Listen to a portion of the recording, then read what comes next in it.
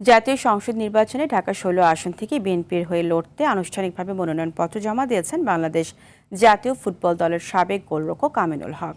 রোববার বিকেলে রাজধানীর সেগুনবাগিচায় বিভাগীয় কমিশনারের কার্যালয়ে স্থানীয় নেতাকর্মীদের সঙ্গে নিয়ে তিনি এই মনোনয়নপত্র দাখিল করেন। পরে গণমাধ্যমের সঙ্গে কথা বলেন সাবেক এই ফুটবলার।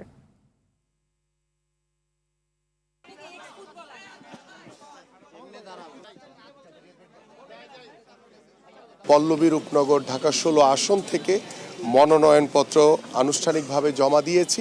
আমাদের মাননীয় ভারপ্রাপ্ত চেয়ারম্যান জনাব তারেক রহমান একটি কথা বলেছেন যে we have a plan for the people for the country.